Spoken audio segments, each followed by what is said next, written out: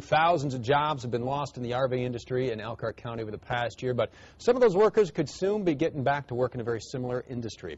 Governor Mitch Daniels came to Wakarusa for the announcement, joined executives from Napanee-based RV maker Gulfstream Coach and Electric Motors Corporation, unveiled a plan to begin producing what they are calling the first light-duty electric pickup truck. Companies estimate the project could employ 1,600 workers by 2012. Governor Daniels said the partnership combines available resources in Elkhart County and the push toward green technologies. If there's a technology or a company in America that is well suited to the program that the Obama administration says it wants to pursue, this is it.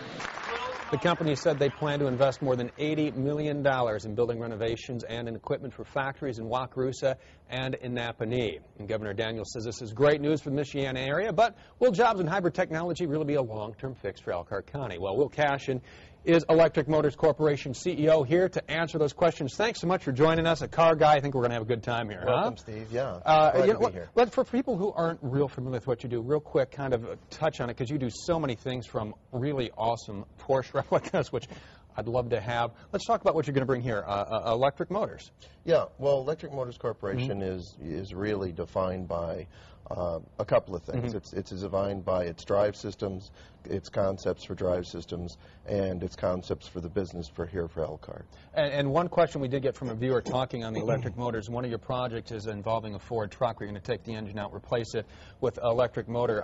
Quick question here from Gary says, if you aren't using the existing engine in the Ford pickup, what gas engine are you going to use to keep those batteries charged? Well, in order to get long distance movement on a vehicle for today's quality vehicles, you really have to have a big engine to move that vehicle around. I mean, we all don't want to live in an egg, drive around in an egg with four wheels. And so what we've done is in this design we were able to utilize a very, very small engine, 750 cc's to 1.2 liters. This particular engine that we've chosen is 1.2 liters. It's a small engine that we have right now, and it's a gasoline engine, but it can also be run on biofuels. And talking about the future of biofuels, hybrid engines, let's talk about CAFE standards. By 2020 we're talking 35, 40 miles per gallon. Right now, though, gas is cheap. Sales of hybrid down. I mean, unbelievable. Is this? Do you see things changing back towards we are going to need more hybrids down the road, and this is really going to be sustainable in the long term for the area? Well, again, it goes with the philosophy of supplying a real vehicle for people to drive.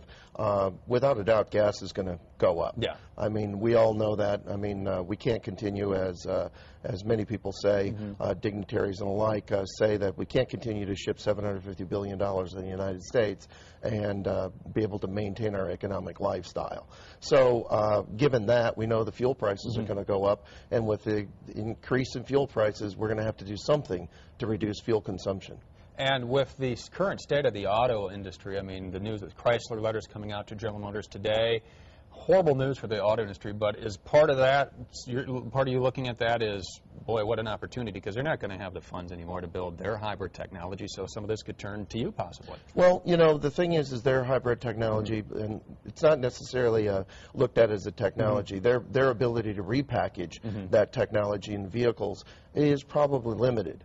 But the model of upfit and what Elkhart County does best, which is a really, really wonderful thing, that we embrace independence here in Elkhart County. And that independence in coach builders means that volumes are much lower, but quality can be higher, and distribution is on a national basis. And given that this area has those things, it's really, really well positioned to take a significant market segment as we go on. Do have another question from a viewer. I'd like to, from Charles. Who says it's great, everything's coming to the area. Wants to know, though, if you can offer up some advice on finding qualified and capable partners along the way. Well, that's a tough thing. The qualified is tough, and capable is always tough. I think that the opportunity that exists for a program like this is, and what we practice is Googlenomics, and which means that even the small guy can play with the big guys. We're all about networking. We're all about relationships and network. We're doing everything we can to sponsor other companies to come into this area. Financially, we'd never be able to do this on our own. I mean, because virtually you're talking about, if you use the old silo mentality of manufacturing, you're talking about building a huge company in order to make this possible.